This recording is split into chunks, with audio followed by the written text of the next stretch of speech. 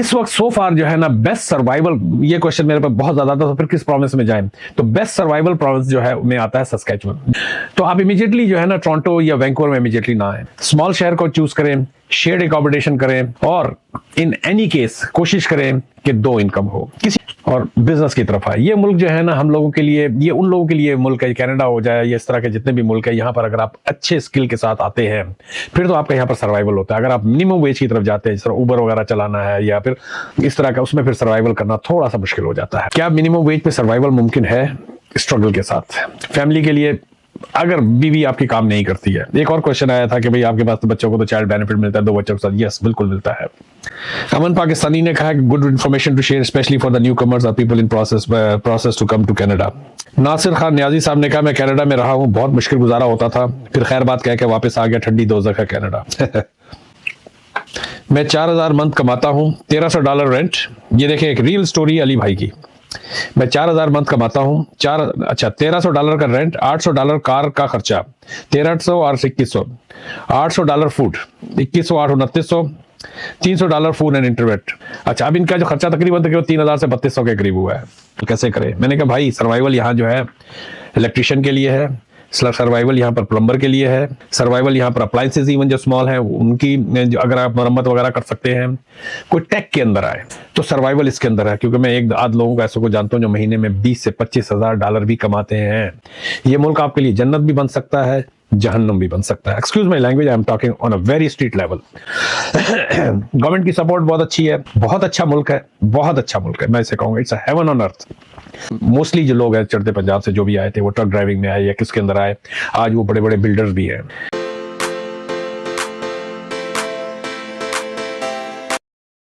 जी viewers, अस्सलाम वालेकुम। आज ये वीडियो मैं जो बना रहा हूँ, ये अभी रिसेंटली मिनिमम वेज की बात हुई थी, उस पर मैंने एक शॉर्ट डाला था, फेसबुक पर भी डाली थी, टिकटॉक पर डाली थी, बेतहाशा कमेंट्स आए। कुछ लोगों ने इसरार किया कि इसके ऊपर डिटेल के साथ एक वीडियो बनाएं, और वो वीडियो बनाएं जो जिसमें कनाडा के अंदर सर्वाइवल हो सके, और क्या वजूहत है कि ये मिनिमम वेज जो है जिसके ऊपर जीना जो है बहुत मुश्किल है।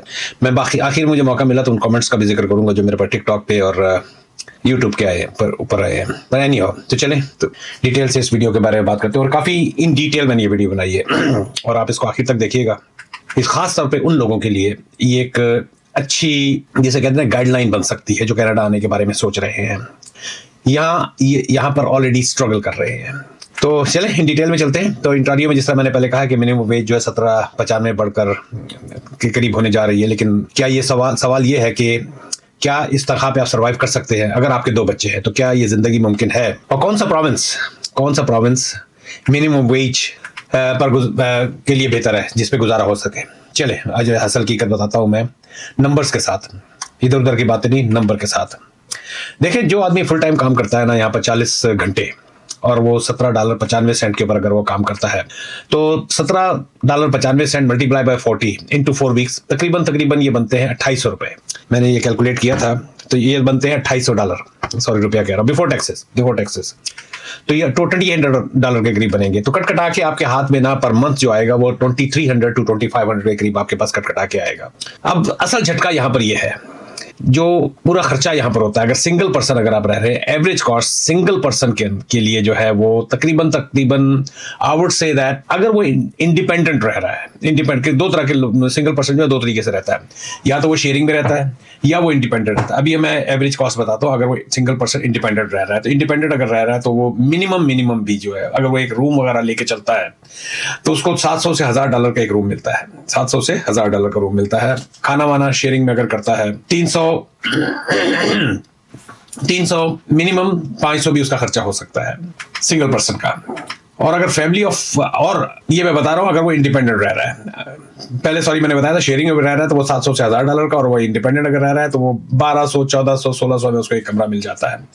लेकिन अगर वो फैमिली ऑफ 4 है तो उसका पर मंथ खर्चा जो हो जाता है वो $4,000 to $6,000, यानी मैं इसको इन डिटेल में आप कर रहा हूँ। मैं इसको खर्चा जो है आप कमा क्या रहे हैं $2400, और खर्चा है तकरीबन आपका $5000 का। इसका थोड़ा सा ब्रेकअप करते हैं। 1 बेडरूम का जो किराया है वो 1200 से 2500 के दरमियान, depending where you are living.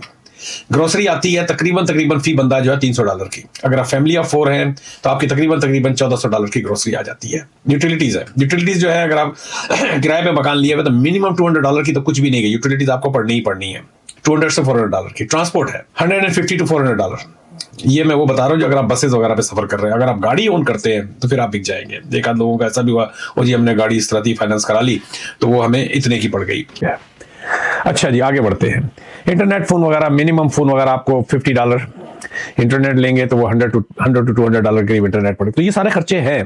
तो नतीजा क्या हुआ? तो मिनिमम वेज की इनकम में आप ना स्ट्रगल कर सकते हैं सर।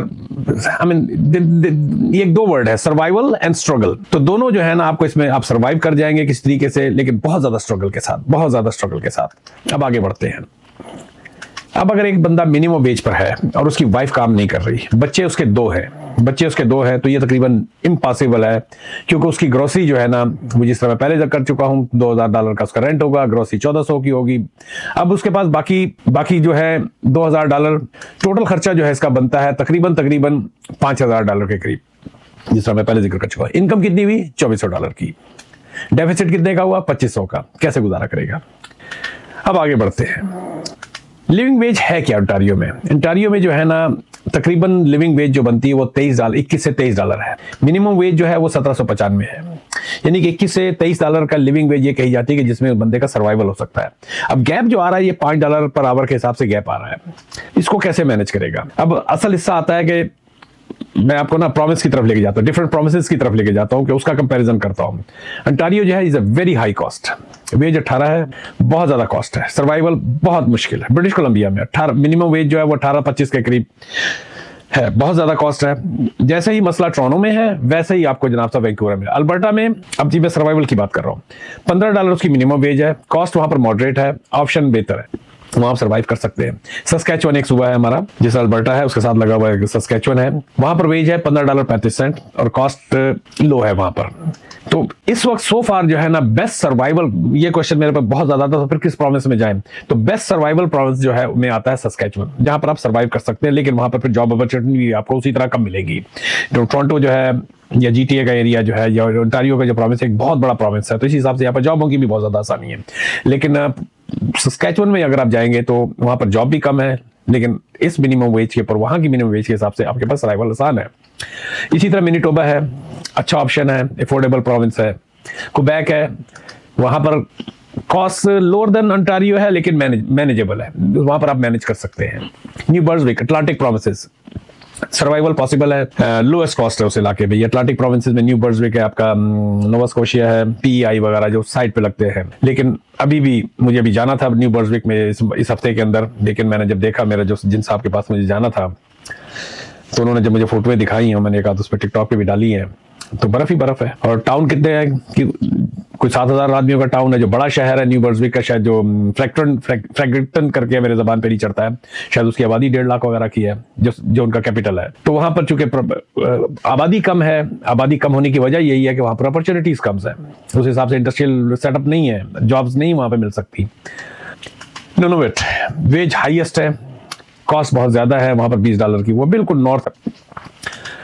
तो आसान लफ्जों में अगर मैं कहूं ना, promise wage cost survival Ontario high, very high, वहां पर सर्वाइवल बहुत मुश्किल है, बहुत ही मुश्किल, जिस तरह हमारा जिसमें हम रहे। BC बहुत मुश्किल है, अल्बर्टा के अंदर मीडियम है, सस्कैचुअन में लो है। आई मीन जो कॉस्ट ऑफ लिविंग जो है वहां पर इन जनरल जो कॉस्ट है, मिनीटोबा में भी इसी तरह वो है। मिनिमम वेज जो है सिर्फ उन लोगों के लिए है, मैं उस टिकटॉक की वीडियो में भी मैंने जिक्र किया है, क्या नाम है, जो मैंने उस पर शॉर्ट भी डाला है यूट्यूब के अंदर, कि ये स्टूडेंट्स के लिए तो सही है, सिंगल पर्सन के लिए जहां पर वो शेयर्ड रेंट कर रहे हैं या पार्ट टाइम वर्कर वगैरह, उनके लिए तो सही है। फैमिली के लिए इसमें सर्वाइवल बहुत ज्यादा मुश्किल है। और अगर आप नहीं आ रहे हैं तो मिस्टेक ये ना करिए, जो मैं हर एक को कहता हूं कि ये मिस्टेक आप ना करें, कि क्योंकि यहाँ पर हमारा एक फैमिली कह लें या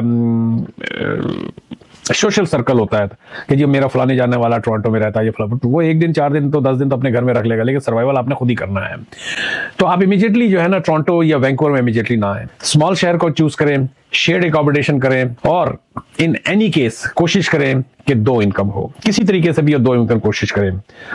अगर आप अच्छी जॉब्स पे नहीं है और आपको अगर मिनिमम वेज पे चलना है, आपके पास कोई स्किल नहीं है, कोई टैलेंट नहीं है, आपने गैस स्टेशन पे, टिम होटन पे इधर उधर काम करना है, तो कोशिश करें कि बिजनेस अपने सेविंग करें किसी तरीके से और बिजनेस की तरफ आए। ये मुल्क जो है ना हम लोगों के लिए, ये उन लोगों के लिए मुल्क है, कनाडा हो जाए, ये इस तरह के जितने भी मुल्क है, यहाँ पर अगर आप अच्छे स्किल के साथ आते हैं फिर तो आपका यहाँ पर सर्वाइवल होता है। अगर आप मिनिमम वेज की तरफ जाते हैं, जिस तरह उबर वगैरह चलाना है या फिर इस तरह का, उसमें फिर सर्वाइवल करना थोड़ा सा मुश्किल हो जाता है।